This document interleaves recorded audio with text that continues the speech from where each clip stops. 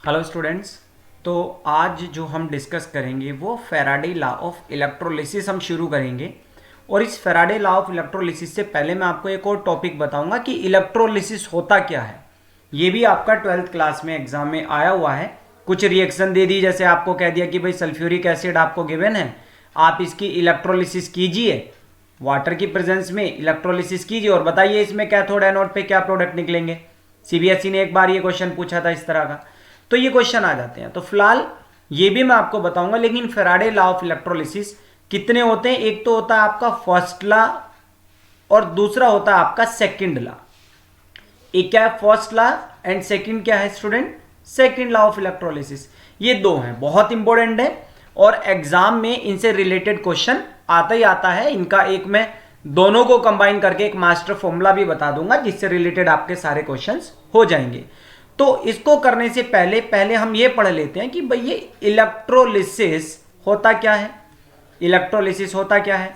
तो इलेक्ट्रोलिसिस क्या होता है स्टूडेंट्स? आप एक डीसी करंट की हेल्प से, ये बात आप ध्यान रखेंगे, आपके पास डीसी करंट होना चाहिए।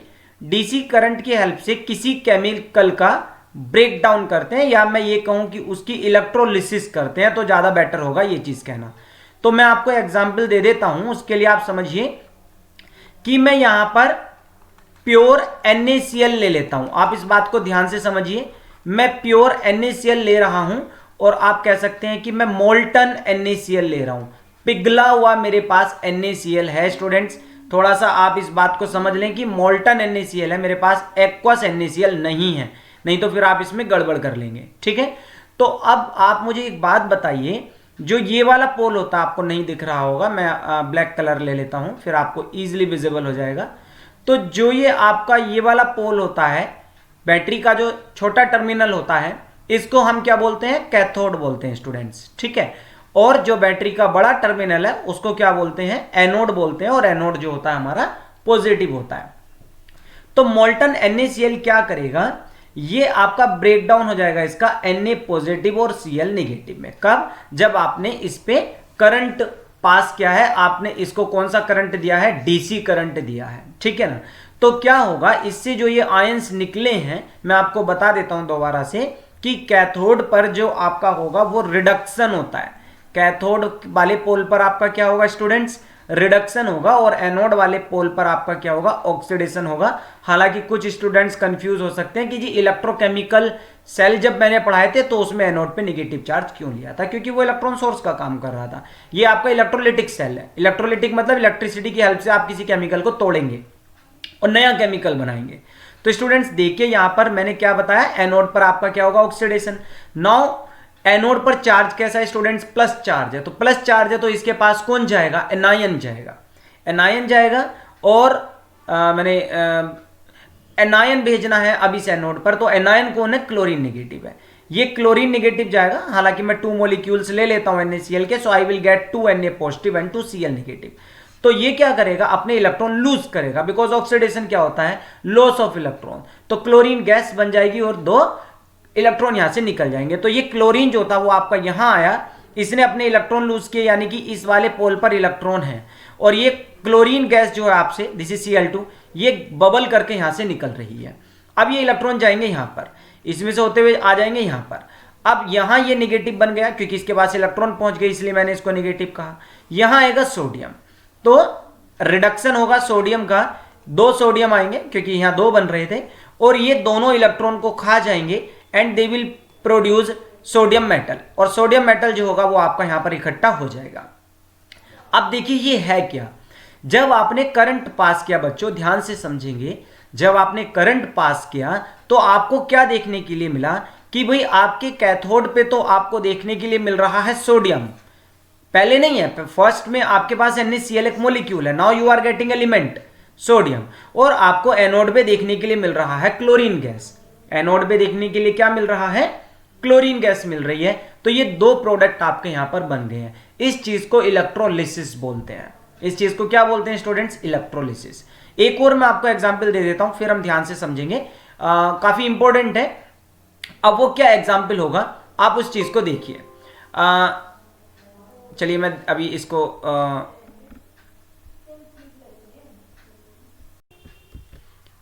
तो इसमें इलेक्ट्रोलिसिस में स्टूडेंट्स जैसे मैं अब एक नया एग्जाम्पल ले रहा हूँ, मैं ले रहा हूँ कि भाई इस बार मैंने ये इलेक्ट्रोड तो लिया है, इसमें कोई दो राय नहीं है, इलेक्ट्रोड तो मैंने लेना ही लेना है। ये मैंने आपका एक बैटरी का नेगेटिव टर्मिनल, एक पॉजिटिव टर्मिनल मैंने ये ले लिया है। इस बार स्टूडेंट ध्यान से देखेंगे, मैं ले रहा हूँ ब्राइन, और ब्राइन जो है उसको बोलते हैं एक्वस NaOH, मतलब आपने NaOH को वाटर में डाला है। तो स्टूडेंट्स आप यहाँ दो बातें ध्यान रखेंगे, you have HCl NaCl and H2O। So both NaCl और H2O ये आपके आयंस देंगे, एक तो देगा Na पॉजिटिव और एक क्या देगा Cl नेगेटिव। इसी तरह से एक आएगा H पॉजिटिव, दूसरा क्या आएगा OH नेगेटिव।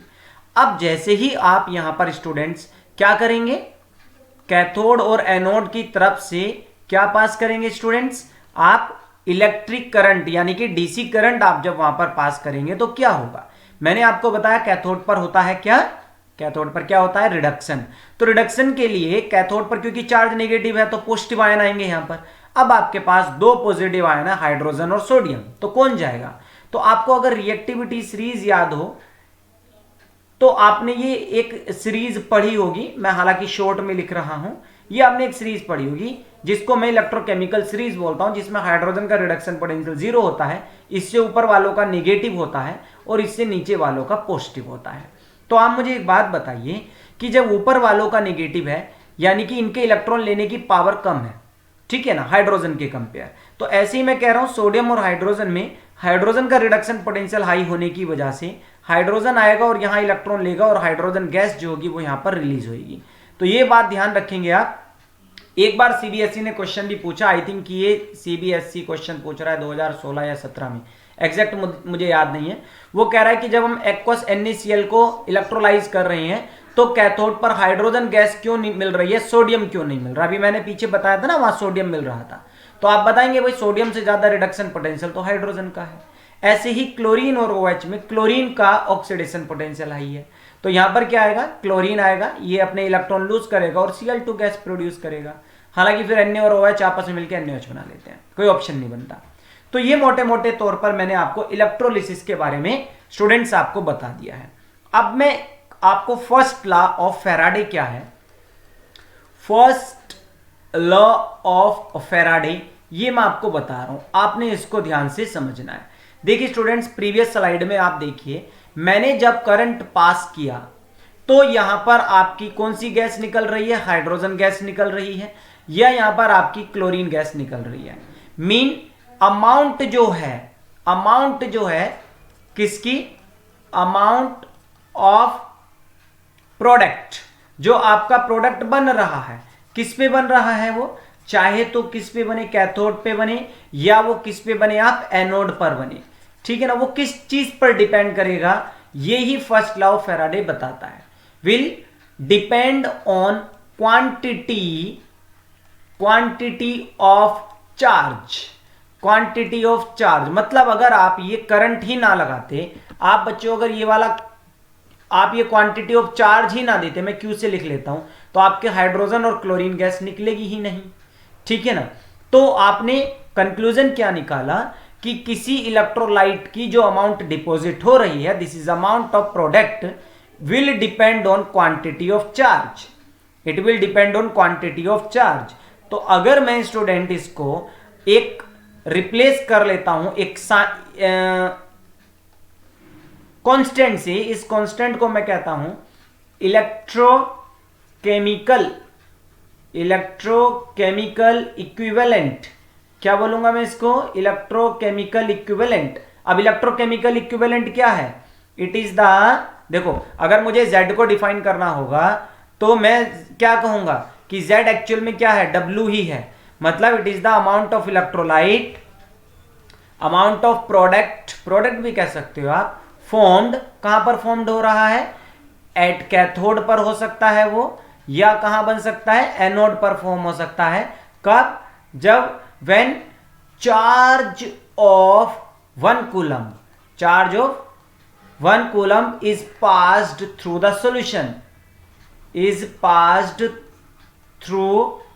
सॉल्यूशन, तो ये बात आप ध्यान से समझो, ये एक बार सीबीएसई ने 2000 18 में क्वेश्चन पूछा था डिफाइन जेड, डिफाइन जेड। तो जेड क्या है, ये आईएससी में आया था पिछले साल, आईएससी में भी आया हुआ, शायद 2019 में आया है या 20 में, इस तरह से आया है। तो क्या है स्टूडेंट, इलेक्ट्रोकेमिकल इक्विवेलेंट क्या है, ये अमाउंट ही है जो इलेक्ट्रोलाइट की डिपॉजिट हो रही है। मतलब अगर मैं इससे 1 कूलम का चार्ज पास कर दूं तो यहां जितनी हाइड्रोजन डिपॉजिट हुई, मान लेते हैं 2 ग्राम डिपॉजिट हुई, तो इसी को मैं जेड कहूंगा। या क्लोरीन आपका 3 ग्राम डिपॉजिट हो रहा है, कोई जरूरी नहीं है सेम हो, तो इसको मैं जेड ही कहूंगा। किसी भी एक इलेक्ट्रोड पर आप उसको चेक कर सकते हैं, ठीक है। तो ये है आपका इलेक्ट्रोकेमिकल इक्विवेलेंट जेड। तो ये फर्स्ट लॉ ऑफ फैराडे है। क्या है फर्स्ट लॉ ऑफ फैराडे, ये मैंने आपको पहले बता ही दिया है। आप इसकी अलग अलग डेफिनेशंस भी हैं, वो भी बता सकते हैं। तो फर्स्ट लॉ ऑफ फैराडे क्या है, the amount of substance liberated भी मैं यूज कर सकता हूं, कोई जरूरी नहीं है अमाउंट ऑफ प्रोडक्ट डिपोजिटेड मैं यहां वर्ड यूज करूं, डिपोजिटेड। डिपोजिटेड तो मैं तब कहूंगा जब मेरे पास जमा होने वाली कोई चीज हो, जैसे सोडियम इकट्ठा हो गया था, अभी मैंने पहले बताया। लेकिन मेरे इस पार्ट में तो भैया रिलीज हो रहा है ना, तो लिबरेटेड वर्ड यूज करूंगा ना मैं।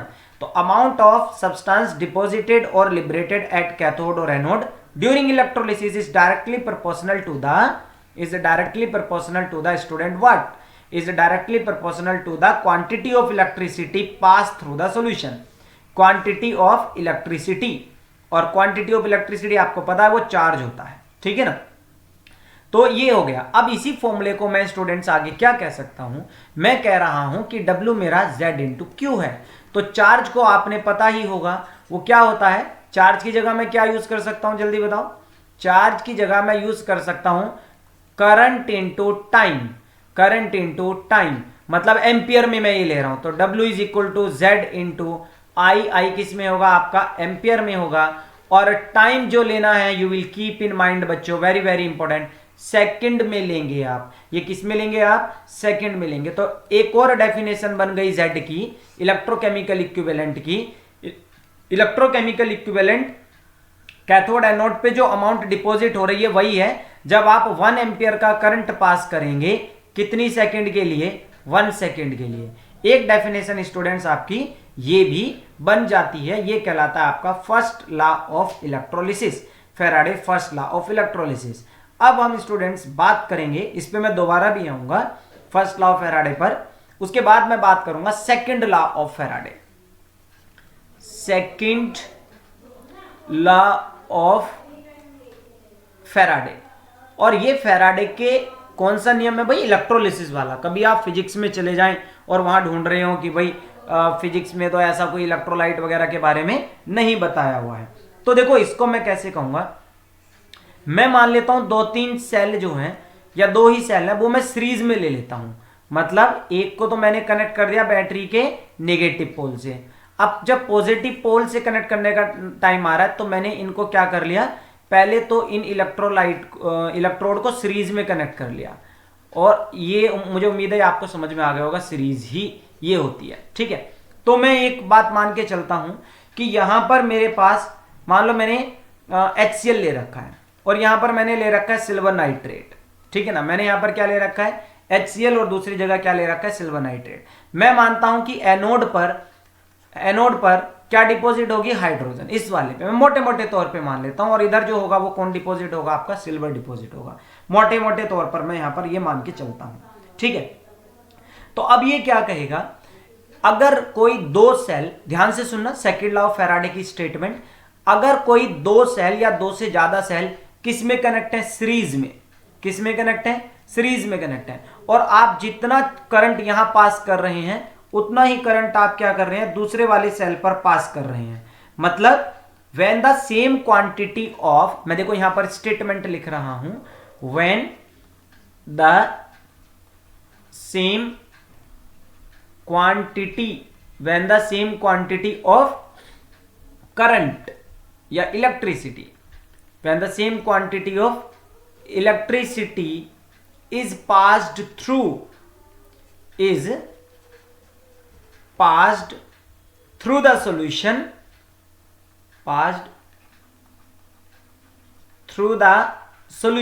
अब कौन सा सॉल्यूशन बच्चों, is passed through the solution of different electrolytes, electrolytes different कौन कौन से हैं, एक HCl है और एक कौन सा है मेरे पास, सिल्वर नाइट्रेट, और जो कि कैसे हैं, कनेक्टेड इन ए, कहां पर है वो, कनेक्ट कैसे हैं, सीरीज में, कनेक्टेड इन ए सीरीज। तो क्या होगा, जो उनके मास डिपॉजिट होंगे बच्चों, ये बात ध्यान से समझने की है, the masses of substance, the masses of substance is liberated. अब मैंने लिबरेटेड वर्ड क्यों यूज किया, जैसे यहां पर हाइड्रोजन गैस लिबरेट हो रही है, या deposited,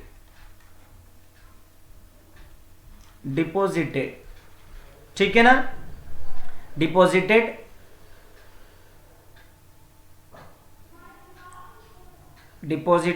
liberated and deposited at electrode, at cathode या किस पर, एनोड पर।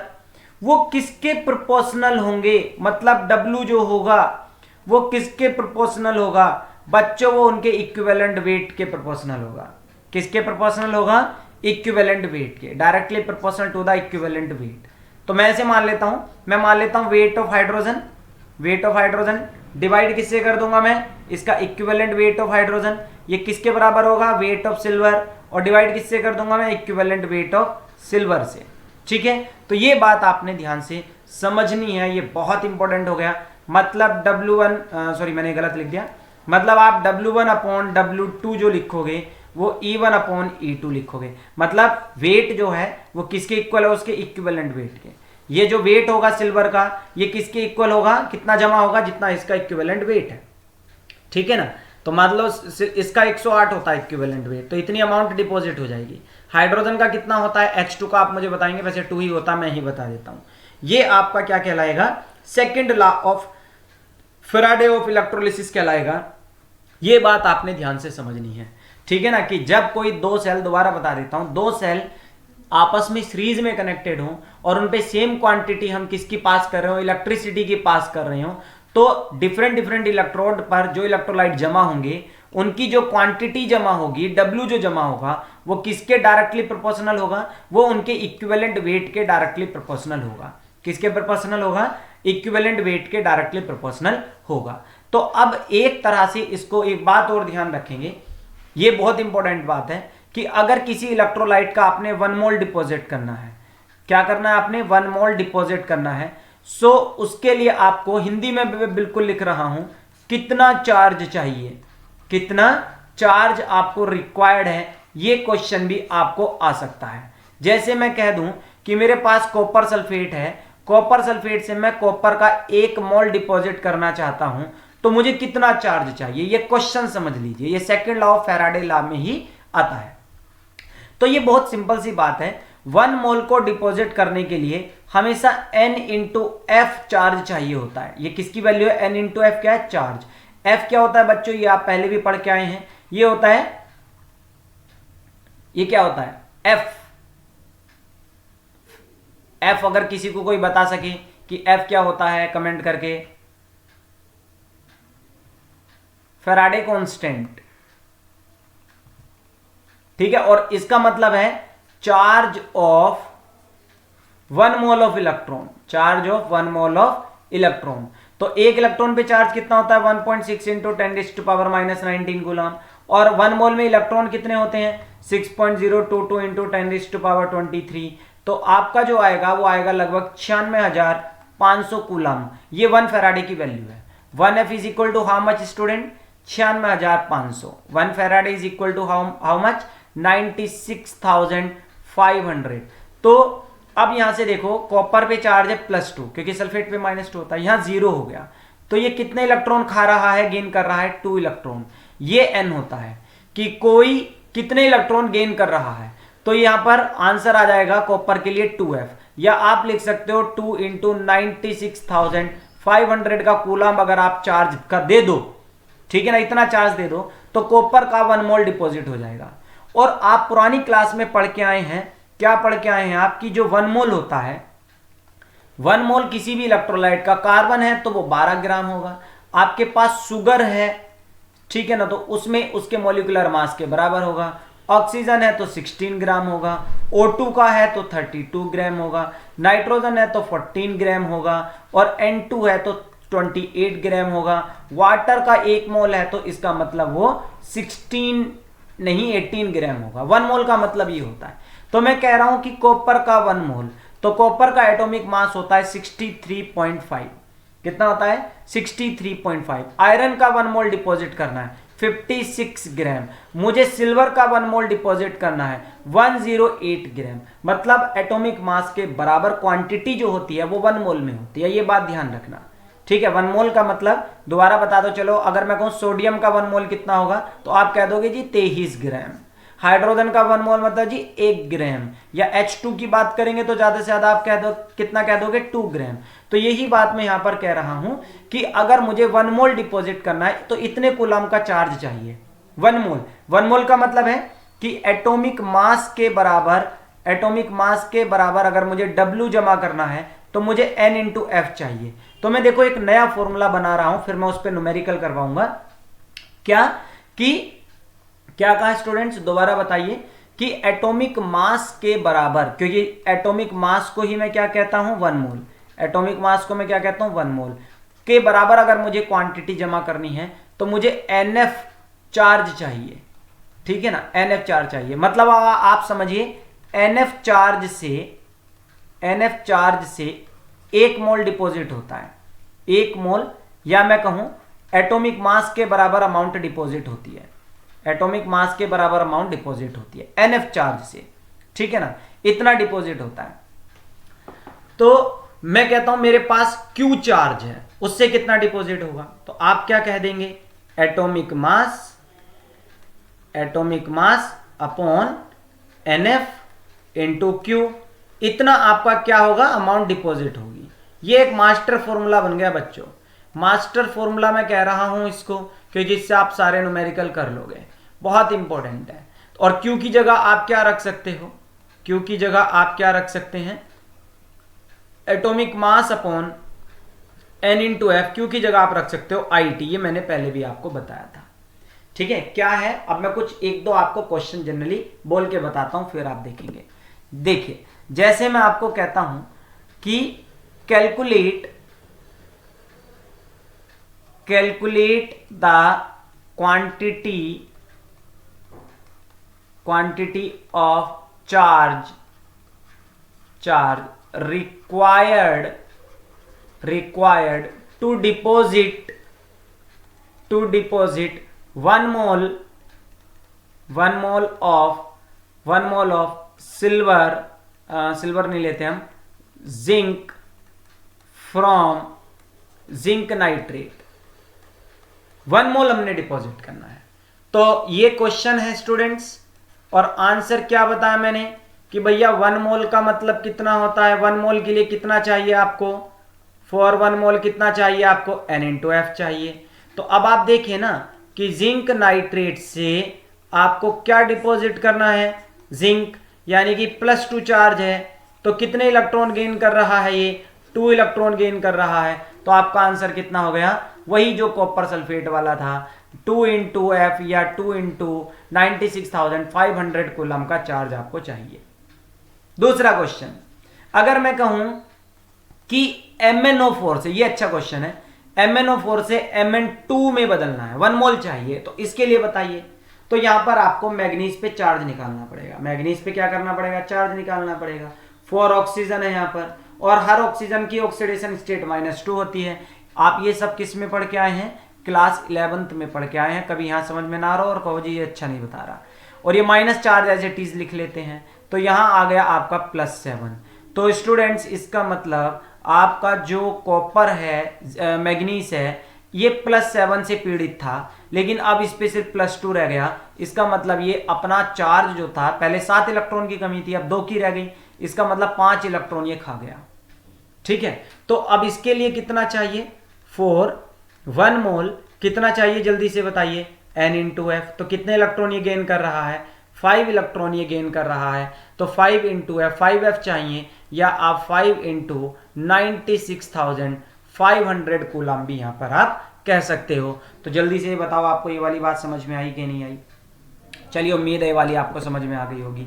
अब मैं आपको कुछ वैसे क्वेश्चन देता हूं जो मैंने एक फॉर्मूला लिखवाया था आपको। ये कौन सा फॉर्मूला लिखवाया था? W is equal to atomic mass upon N into F I into T. ये फॉर्मूले पर बेस्ड देखो मैं आपको कितने सारे क्वेश्चन करवाने जा रहा हूं, ये आपने ध्यान से देखने हैं, ठीक है। तो मैं कुछ क्वेश्चंस देख लेता हूं। मेरे पास अनसॉल्व्ड असाइनमेंट है, हालांकि वो अनसॉल्व्ड असाइनमेंट मैंने भी आपको दी हुई है। चलिए, तो जो हालांकि अगर आपके पास वो असाइनमेंट है तो अच्छी बात है, तो आप उसका क्वेश्चन देख सकते हैं। क्वेश्चन नंबर 15 में कर रहा हूं। अगर आपके पास वो असाइनमेंट नहीं है तो कोई आप नए हो तो आप इस क्वेश्चन नंबर 15 को देख लीजिए। वो कह रहे हैं कि एक सॉल्यूशन है, मैं क्वेश्चन पूरा लिख देता हूं। A solution of copper sulphate, a solution of copper sulphate is electrolyzed for 10 minute, for 10 minute, ठीक है ना। चलिए, तो कितने करंट भी तो दिया होगा ना, with A current of 1.5 ampere. चलिए ठीक है, तो वो कह रहे हैं what is the mass of copper deposited at cathode. Cathode पे जाता है ये, क्योंकि आपको पता होगा कैथोड पे नेगेटिव चार्ज है तो कैटायन वहीं जाएगा। तो अब देखिए इसका सॉल्यूशन कैसे करेंगे आप, ठीक है। पहले तो ये देखो कॉपर सल्फेट था, उससे पूछ रहा है कॉपर कितना डिपॉजिट होगा। तो पहले तो ये बताओ ये कितने इलेक्ट्रॉन खा रहा है?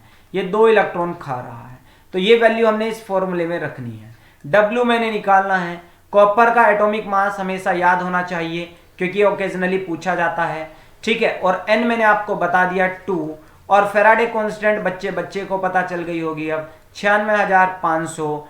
अब इंपॉर्टेंट बात, कितना करंट है, कितने एम्पियर का करंट है? 1.5 एम्पियर का करंट है 1.5 इनटू कितने टाइम के लिए? देखो यहां टाइम दिया मिनट में, और मैंने आपको पहली स्लाइड में बताया था कि टाइम आपका सेकंड में होना चाहिए। तो ये बात समझ में आई कि नहीं आई? उम्मीद है अब आप यहां से फटाफट से W यहां पर आप निकाल देंगे। मैं आंसर आपको बता देता हूं, 0.296 ग्राम जो होगा ये यहां से आंसर निकल के आ जाएगा। तो अब हम अगले क्वेश्चन की तरफ बढ़ते हैं।